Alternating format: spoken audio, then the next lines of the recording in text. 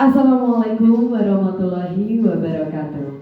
Waalaikumsalam warahmatullahi wabarakatuh. Salam sejahtera, salam Om Swastiastu, Namo Buddhaya, salam kebajikan, Sampurasun.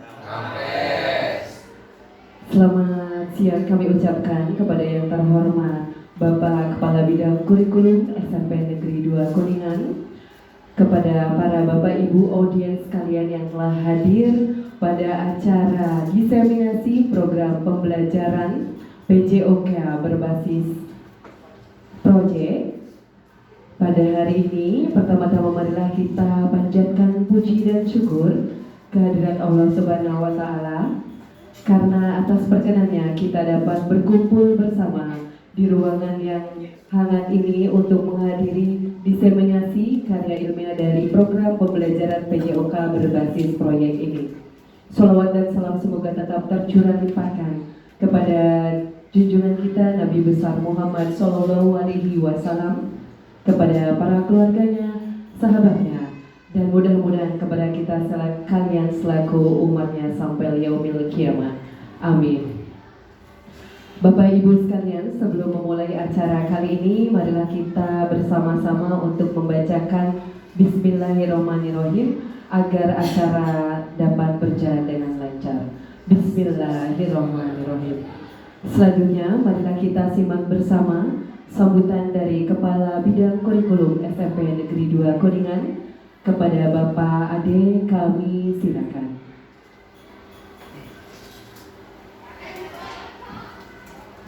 Ya. Bismillahirrahmanirrahim. Assalamualaikum warahmatullahi wabarakatuh. Alhamdulillah, wassalatu wassalamu ala asrofil mursalin Sayyidina Muhammadin wa ala alihi wa ashabihi ajma'in, amma ba'du. Yang sangat saya hormati narasumber, para guru pengembangan potensi guru atau PKG, guru mata pelajaran PJOK. Kemudian juga yang sangat saya hormati Bapak dan Ibu, guru SMP 2 Kuningan sebagai audiensi. Alhamdulillah, puji syukur kita panjatkan kehadirat Allah atas berkat rahmat dan karunia-Nya. Pada kesempatan hari ini kita bisa berkumpul dalam keadaan sehat walafiat. Selanjutnya salam sholawat dan salam mudah-mudahan selamanya selalu terlimpah curah kepada junjungan kita Habibana wa Nabiyana Rasulullah Muhammad Sallallahu Alaihi Wasallam, pada para keluarganya, para sahabatnya, dan mudah-mudahan kepada kita semua. Narasumber dan juga Bapak Ibu sebagai audien yang sudah hadir pada kesempatan kali ini. Yang pertama, saya ingin mengucapkan selamat kepada Bapak dan Ibu guru mata pelajaran PJOK yang sudah mengikuti kegiatan yang luar biasa, sehingga pada hari ini kita bersama nanti akan mengikuti kegiatan diseminasi program pembelajaran PJOK berbasis proyek.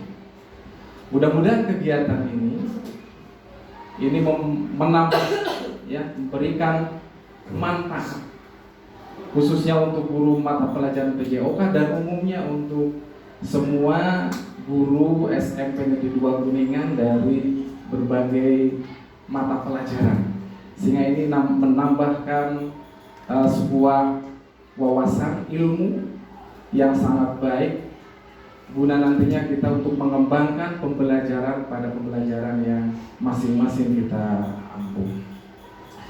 Bapak dan Ibu semuanya, izinkan pada kesempatan ini saya barangkali mewakili Bapak Kepala SMP Negeri 2 Kuningan pada kesempatan yang berbahagia ini ingin menyampaikan beberapa hal terkait kegiatan ini. Yang pertama ini mata pelajaran PJOK ya, merupakan sebuah pengembangan potensi guru PKG yang nantinya ini akan memberikan ilmu yang pada saat ini merupakan sebuah rencana tindak lanjut atau RTL yang nantinya menjadi suatu hal yang bermanfaat, khususnya nanti kita sebagai guru bisa memahami apa saja nanti yang bisa didiseminasikan terkait tentang materi-materi program pembelajaran. Kemudian yang terpenting adalah tadi saya mengucapkan selamat kepada Bapak dan Ibu guru mata pelajaran PJOK yang terpilih untuk terus berkarya mengembangkan pembelajaran di sekolah kita di SMP Negeri 2 Kuningan supaya sekolah kita lebih maju, lebih hebat. Ya, izinkan saya berpantun terlebih dahulu sebelum membuka. Ke Jakarta membeli obat. Cakep. Jangan lupa membawa angsa. Cakep. Guru PJOK sepeda memang hebat. Cakep. Terus berkarya untuk anak bangsa. Cakep. Untuk kita semua. Yang kedua, dekat situ banyak perahu. Cakep. Perahu karet mudah untuk dirawat. Cakep. Pengembangan potensi guru terus maju. Cakep. Kesejahteraannya pun insya Allah akan terus meningkat. Baik. Ya, baik. Pada hari yang berbahagia ini, izinkan saya mewakili Bapak Kepala Sekolah untuk membuka secara resmi kegiatan diseminasi program pembelajaran PJOK berbasis proyek dengan sama-sama mengucapkan Bismillahirrahmanirrahim. Baik, terima kasih. Itu saja yang bisa saya sampaikan pada kesempatan kali ini. Mohon maaf yang sebesar-besarnya. Terima kasih. Saya akhiri. Billahi taufiq wal hidayah. Wassalamualaikum warahmatullahi wabarakatuh.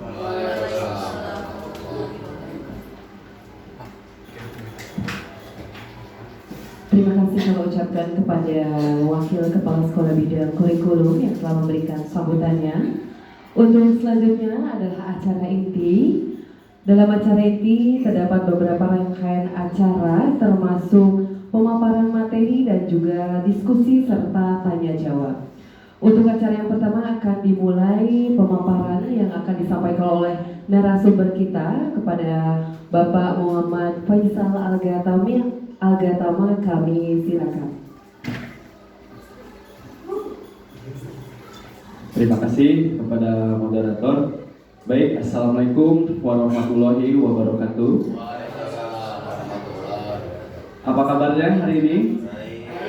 Tetap semangat? Walaupun cuaca sedang panas, tapi kita harus memberikan yang terbaik pada peserta didik ya, harus terus semangat dalam mengajar. Oke, sebelum ke inti, saya mau coba ice breaking dulu ya, karena siang hari ini mungkin Bapak Ibu juga tadi sudah lelah mengajar. Nah, kita coba ice breaking dulu sebentar. Ada namanya chicken dance. Itu. Ya, boleh berdiri dulu Bapak Ibu. Bisa di tempat. Tidak usah. Biasa. Oke.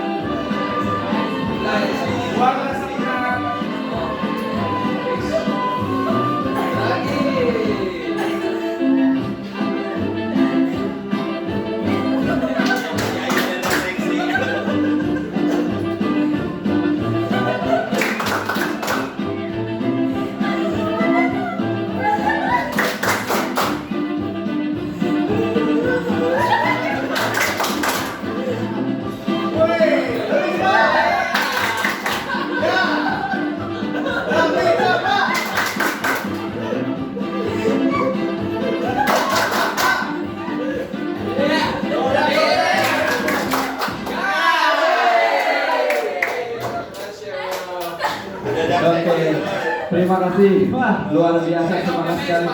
Biolanya bagus. Biolanya Sampai bawah. sampai bawah. Hiburan. Baik Bapak Ibu, nah dalam program RTL atau Rencana Tindak Lanjut PKG PJOK ini, saya akan memaparkan terkait hasil dari masalah yang saya dapatkan. Makanya saya bikin program Giseraktif atau gizi seimbang dan gerak aktif. Begitu. Nah, latar belakang masalahnya adalah berawal dari sebuah pertanyaan, mengapa setiap upacara bendera hari Senin di SMP Negeri 2 Kuningan selalu ada peserta didik yang sakit, bahkan pingsan? Apakah mungkin dari makanan yang dikonsumsi peserta didik dan kurangnya aktivitas olahraga? Atau mungkin karena sekarang banyak jajanan yang tidak bergizi? Masalah gizi seimbang di Indonesia masih merupakan masalah yang cukup berat. Pengetahuan gizi akan mempengaruhi kebiasaan makan atau perilaku makan suatu masyarakat. Apabila penerimaan perilaku baru didasari oleh pengetahuan, kesadaran dan sikap yang positif, maka perilaku mempengaruhi kualitas sumber daya manusia. Antara lain adalah faktor kesehatan dan faktor gizi. Selain itu, remaja usia 11 sampai 17 tahun masih tergolong kurang aktif. Hasil riset kesehatan dasar atau Riskesdas tahun 2018 yang dilakukan oleh Kementerian Kesehatan Republik Indonesia menunjukkan bahwa 33,5% penduduk Indonesia dengan usia lebih dari 10 tahun memiliki aktivitas fisik pada level kurang. Ini sumber dari Kemenkes RI 2019. Ditambah lagi, zaman sekarang banyak peserta didik yang aktif bermain game online, sehingga ini menambah kepasifan peserta didik untuk bergerak aktif. Sekarang mungkin Bapak Ibu juga sering melihat ya, dari mulai makanan atau jajanan yang dibeli, itu kita nggak tahu bahan dasar apa yang dipakai, ya. Kemudian ada atau tidak gizinya di situ. Kita tidak tahu apakah di situ ada protein, zat besi, dan lain-lain. Yang penting mungkin anak senang aja gitu jajan, apalagi yang pedas-pedas gitu. Tapi mereka tidak tahu gizi yang baik dan seimbang itu seperti apa, yang bergizi dan yang tidak bergizi itu seperti apa. Nah, kemudian sekarang banyak anak-anak yang pasif karena seringnya bermain game online, sehingga dia tidak punya keinginan untuk beraktivitas atau berolahraga. Jadi lebih seringnya bermain gadget aja gitu, game online. Nah, itu latar belakang yang saya ambil sesuai dengan permasalahan yang saya lihat di SMP 2 itu seperti ini. Kemudian tujuan programnya adalah ketiga aspek dari kognitif, afektif, dan psikomotor. Kognitifnya meningkatkan pemahaman siswa tentang konsep makanan bergizi dan pentingnya aktivitas fisik. Membekali siswa dengan pengetahuan tentang berbagai jenis makanan sehat dan manfaatnya bagi tubuh. Membantu siswa merancang menu makanan seimbang dan program latihan yang sesuai dengan kebutuhan tubuh. Afektifnya adalah menumbuhkan minat kesadaran siswa akan pentingnya menjaga kesehatan tubuh.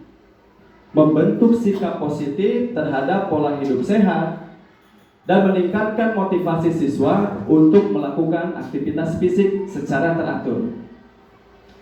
Psikomotornya meningkatkan kemampuan siswa dalam melakukan berbagai jenis aktivitas fisik, kemudian meningkatkan kebugaran jasmani siswa. Nah, kita lanjut. Sekarang langkah-langkahnya, tahapan persiapan. Guru membentuk kelompok-kelompok kecil siswa atau peserta didik. Guru menyiapkan materi pembelajaran, alat peraga, dan fasilitas yang diperlukan. Kemudian guru juga membuat jadwal pelaksanaan program. Nah, yang ini yang dimaksudkan rancangan yang akan dibuat. Tahap pelaksanaannya modul 1 pentingnya gizi seimbang, modul 2 bergerak aktif untuk kesehatan, modul 3 membuat program pribadi yang nanti ini akan dipelajari oleh peserta didik. Nah, kemudian ada tahap evaluasi. Evaluasi proses, observasi, partisipasi siswa dalam kegiatan, kualitas diskusi, dan hasil kerja kelompoknya. Kemudian evaluasi produk, penilaian menu makanan, dan program latihan yang dibuat siswa. Gitu. Jadi, peserta didik ini akan diberikan kebebasan dalam memilih makanan atau mereka membuat sendiri makanan yang gizinya atau kandungan dalam makanan tersebut mereka yang rancang. Saya hari ini mau makan dengan yang penuh dengan protein, misalkan dengan dada ayam. Bagian dadanya itu kan high protein. Saya mau serat, bisa dengan sayur-sayuran seperti kangkung dan lain-lain. Intinya peserta didik ini bisa membuat menu makanan yang sehat dan bisa membuat program latihan. Entah itu misalkan dalam 1 minggu saya jogging Pak, kira-kira jarak 2 kilo, 3 kilo dan terus bertambah. Nah, itu akan kelihatan. Lanjut lagi. Nah, struktur programnya, program ini merupakan kegiatan kokurikuler atau kurikulum tambahan yang bertujuan agar siswa mampu merancang kegiatan sehari-hari dari asupan gizi dan aktivitas gerak. Kemudian target kegiatannya, program dilaksanakan untuk semua jenjang kelas dengan tahapan awal percobaan pada ruang lingkup kecil dulu, yaitu 1 kelas. Pelibatan komunitas antar mata pelajaran dalam program ini diantaranya IPA, Bahasa Indonesia, dan Informatika. Nah, jadi dalam kelompok belajar itu nanti guru saling bekerja sama, gitu, saling terintegrasi. Pada saat siswa membahas atau mencari pembahasan tentang gizi, nah ini bisa berhubungan atau berkaitan dengan guru-guru IPA. Gitu. Mereka nanti akan belajar dan terintegrasi dengan guru-guru mata pelajaran IPA. Bagaimana membuat makanan yang sehat, gizinya yang bagus dan lain-lain, itu bisa dengan guru IPA. Kemudian dengan guru bahasa Indonesia, peserta didik nanti bisa membuat portofolio ya atau narasi dan lain-lain. Kemudian dengan guru mapel informatika ini akan bekerja sama dengan mata pelajaran informatika khususnya dalam pembuatan atau hasil proyek yang nanti siswa buat. Contoh, karena proyek ini akan diupload ke sebuah media sosial, nah nanti ini bisa bekerja sama peserta didik dengan guru informatika. Bagaimana cara editing di CapCut, bagaimana cara membuat akun YouTube, bagaimana cara mengupload ke YouTube atau ke TikTok atau ke Instagram. Tapi saya yakin kalau Instagram dan TikTok mungkin anak-anak sudah pada punya akunnya. Nah, tapi untuk YouTube itu masih jarang. Nah, nanti ini bisa bekerja sama dengan guru mapel informatika. Dibimbing peserta didiknya cara membuat akun, atau misalkan mau editingnya mau seperti apa, bisa pakai CapCut, KineMaster dan lain-lain. Nah, ini pelibatan komunitas itu. Jadi yang terintegrasi dalam proyek ini adalah guru IPA, Bahasa Indonesia, dan Informatika. Gitu. Guru PJOK sebagai lokomotifnya. Oke, next. Kapasitas yang dimiliki atau 7 asset based thinking itu kan banyak, dari modal manusia, lingkungan, modal finansial, dan lain-lain, ada 7 itu. Yang saya ambil di sini, kapasitas yang dimiliki saya ambil 3, modal manusia, modal fisik, dan modal politik. Modal manusia, ada kepala sekolah sebagai penanggung jawab dan pembina dalam melaksanakan program ini. Kemudian ada guru, tentunya sebagai pelaksana, menjadi koordinator dan fasilitator program. Yang ketiga, siswa dan wali siswa sebagai mitra dalam keberlangsungan program. Nah, ini sangat penting juga dengan wali siswa, karena gunanya untuk mengontrol kegiatan di rumahnya seperti apa. Apakah peserta didik tersebut atau anaknya membuat program latihan atau membuat menu makanan yang sehat, bergizi seimbang, dan lain-lain. Nah, ini harus saling berkoordinasi dengan wali siswa. Nah, selain itu ada modal fisik, lingkungan yang akan digunakan, kelas dan lapangan juga bisa.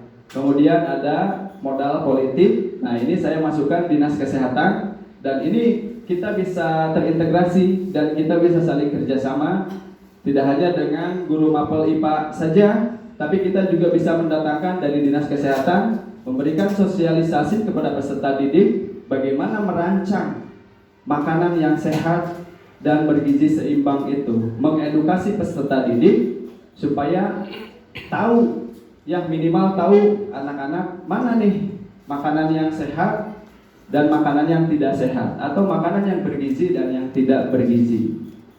Itu. Kemudian rencana evaluasinya melakukan pengumpulan data melalui kuesioner, wawancara, observasi, dokumentasi, pelaporan. Jadi nanti kita bisa wawancara peserta didik sudah sampai mana nih program ini, atau membuat dengan dokumentasi. Saya bikin video atau foto Pak tentang pembuatan ini, sedang merancang atau membuat makanan yang sehat seperti apa, atau program latihan. Saya seminggu saya sedang jogging di daerah ini, ada fotonya atau videonya. Laporan evaluasi menjanjikan temuan evaluasi secara sistematis, termasuk kekuatan, kelemahan, dan rekomendasi perbaikan. Kelemahan, misalkan ada apa nih, kira-kira program tidak berjalan, apa yang lemahnya, kemudian kita bisa rekomendasikan perbaikan sebelah mananya yang harus kita perbaiki. Nah, diseminasi menyebarkan hasil evaluasi kepada pihak-pihak terkait, guru, orang tua, kepala sekolah, untuk perbaikan program. Jadi peserta didik juga sama, harus bisa menyebarkan hasil evaluasinya seperti apa program yang dijalankan itu. Next. Nah, setiap program juga pasti ada masalah. Nah, ini kemungkinan hambatannya, kurangnya minat siswa atau kurangnya minat peserta didik. Nah, ini solusinya menciptakan suasana belajar yang menyenangkan, melibatkan siswa dalam perencanaan kegiatan dan memberikan variasi aktivitas. Jadi kita ajak peserta didik untuk terjun langsung dalam pembuatan ini. Jadi tidak hanya oleh guru saja, karena pendidikan sekarang ini harus berpusat pada peserta didik. Seperti itu. Kemudian yang kedua, kurangnya fasilitas. Solusinya menyesuaikan kegiatan dengan fasilitas yang ada, memanfaatkan lingkungan sekitar dan bekerja sama dengan pihak sekolah. Saya yakin karena tidak semua orang tua peserta didik itu mampu, tidak semuanya mampu untuk membeli daging atau membeli makanan yang tinggi protein. Nah, ini bisa disesuaikan. Saya tidak mampu dalam membeli dada ayam karena mungkin terlalu mahal, tapi ini bisa diganti dengan protein nabati. Itu dari apa? Tempe misalkan, tahu, seperti itu. Ini bisa disesuaikan, fleksibel. Nah, kemudian yang ketiga, kurangnya dukungan orang tua. Nah ini pasti ada saja. Naon sih ngaliriweuh. Geus pandang mah padu aya bae mama misalkan gitu kasarna. Nah, solusinya melakukan sosialisasi kepada orang tua tentang pentingnya program ini dan mengajak mereka untuk terlibat. Nah, makanya tujuan ini harus jelas, programnya harus jelas, kedepannya mau seperti apa, rancangannya seperti apa, sehingga nanti wali murid atau wali siswa akan mencerna. Oh, ternyata, bagus, ini program positif, gitu. Daripada anak-anak jajan nggak jelas, nah lebih baik mereka bikin sendiri, merancang dengan diedukasi bagaimana membuat makanan yang sehat, bagaimana cara memilah dan memilih, sehingga nanti akan menjadi sebuah kebiasaan. Peserta didik nanti akan bekal dari rumah, hasil dari rancangannya peserta didik, hasil dari ramuannya peserta didik, ada apa saja di makanan itu, gizinya ada apa saja, yang nanti ini bisa menjadi makan siang peserta didik dengan kualitas makanan yang jauh lebih bergizi dari jajanan-jajanan yang tidak jelas itu. Oke, selanjutnya. Itu terima kasih. Itu adalah susunan program yang nanti akan dicanangkan ke depannya. Dan ini fleksibel. Program ini fleksibel, bisa diaplikasikan dalam waktu yang bisa ditentukan. Mungkin itu saja Bapak Ibu.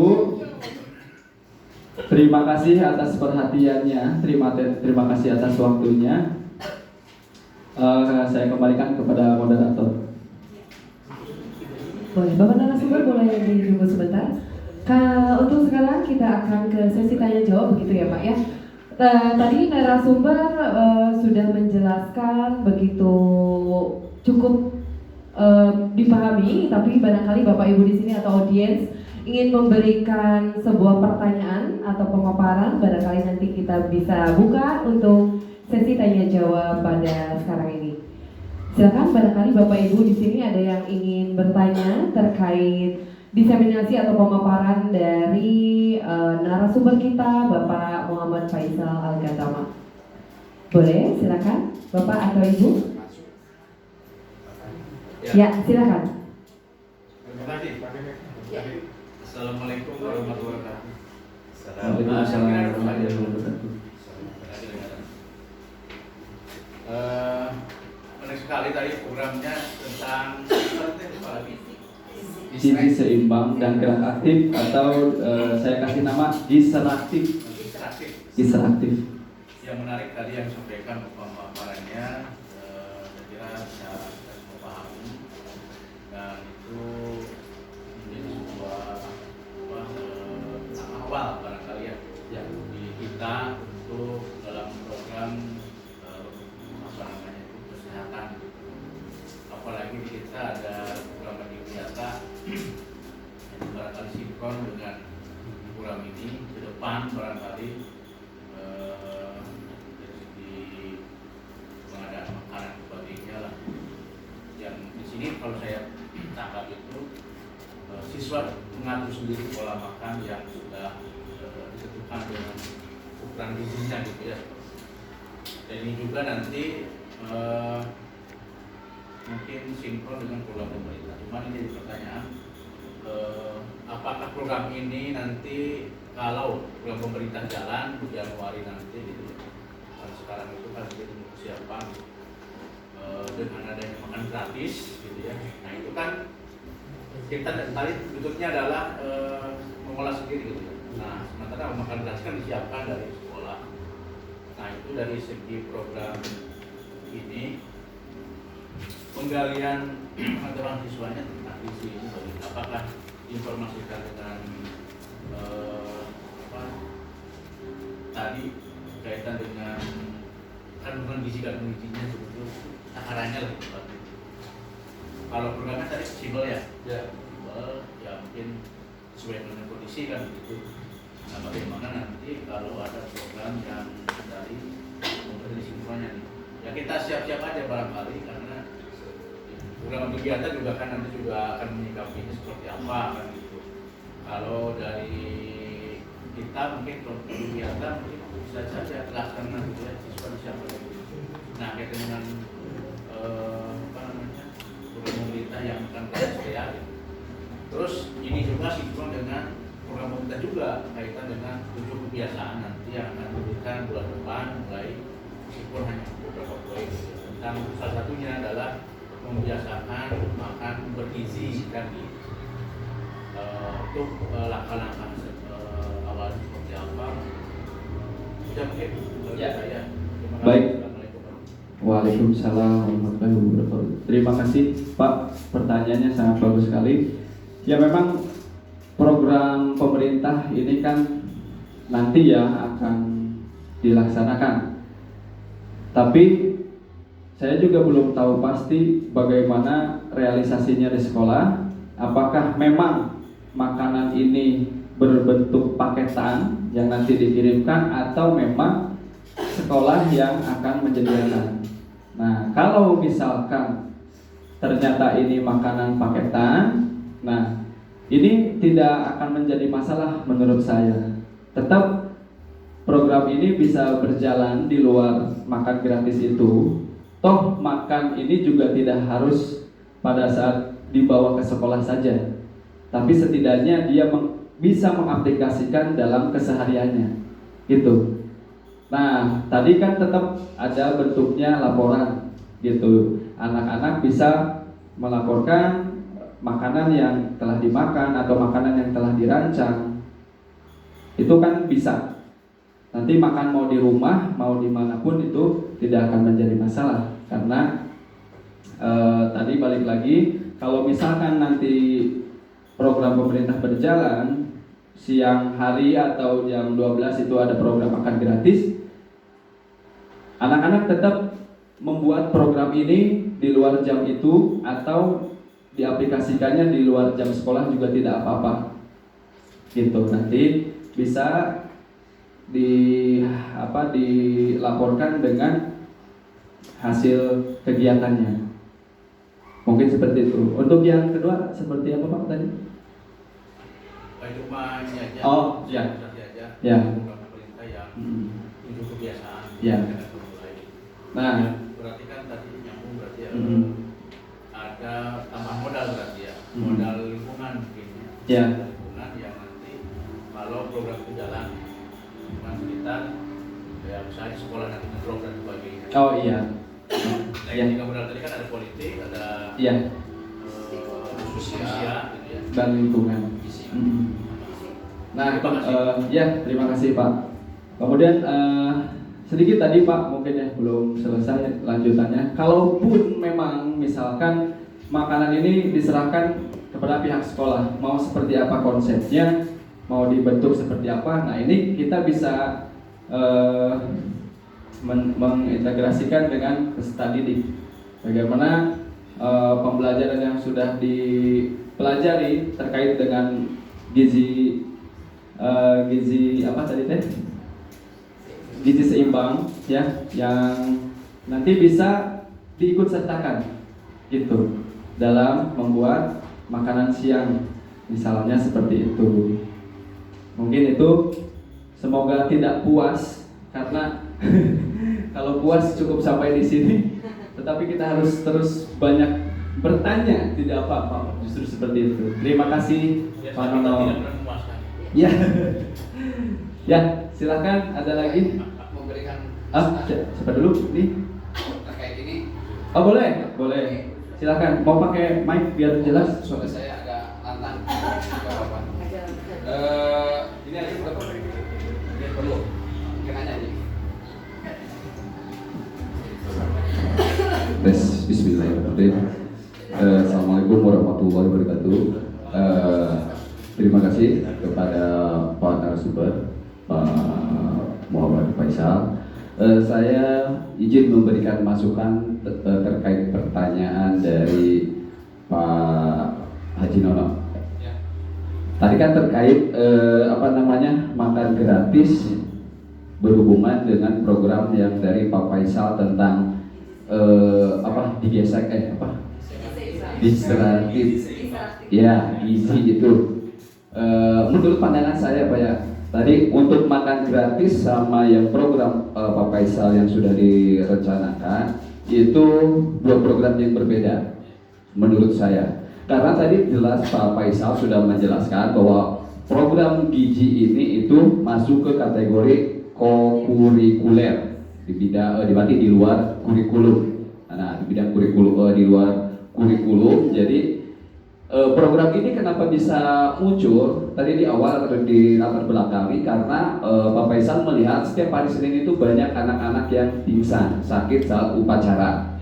Nah, jadi menurut saya emang sih sedikit ada toleransinya ya dengan makan gratis. Untuk permasalahan program ini muncul karena emang latar belakangnya itu untuk mencari solusi dari anak-anak setiap hari Senin biar tidak sakit. Makanya anak-anak itu harus paham tentang gizinya sendiri, ya, tentang gizi seimbang. Jadi dengan tadi anak-anak sudah dikasih pengertian tentang gizi, terus membuat makanan dengan gizinya yang mereka tentukan sendiri, dengan kemampuan tubuhnya sendiri, insya Allah nanti program yang Pak Faisal buat itu akan berdampak bagus buat kesehatan khususnya peserta didik di hari Senin. Mungkin itu ya untuk korelasi. Jadi kalau misalnya disangkut-pautkan dengan makan gratis yang entah kapan akan terrealisasi, programnya juga atau siapa yang akan mengatur, apakah pihak sekolah atau dari dinas segala macam. Mungkin nanti juga dari sana program pemerintah sudah mengatur ini gizi yang baik. Ini kan makan gratis pemerintah keluar karena untuk mengurangi angka stuntingnya. Ya, tapi kan kalau ini berkaitan dengan program Pak Faisal, latar belakangnya di situ. Ya mungkin menurut pendapat saya Pak ya. Tadi untuk yang 7 kebiasaan juga saya sangat setuju sekali ya, walaupun saya belum memahami 7 kebiasaan realisasinya seperti apa, cuman saya juga pernah membaca untuk masalah gizi. Nah, dengan program yang Pak Faisal buat itu menurut saya itu sangat bagus sekali, apalagi kalau sekalian memberi masukan ya Pak ya. Memberi masukan dengan program-program yang sudah berjalan di sekolah, termasuk program P5. Nah, kita bisa berkolaborasi dengan program P5, misalnya tema Bangunlah Jiwa dan Raga. Nah, dengan memasukkan kolaborasi program yang Pak Faisal sudah dibuat dengan program sekolah yang sudah berjalan dengan tema tadi Bangunlah Jiwa dan Raga, itu akan lebih relevan. Jadi anak-anak itu kan lebih paham, terus akan lebih mengerti tentang kondisi tubuhnya seperti apa. Mungkin itu aja tambahan dari saya Pak Faisal. Terima kasih. Assalamualaikum warahmatullahi wabarakatuh. Terima kasih. Waalaikumsalam.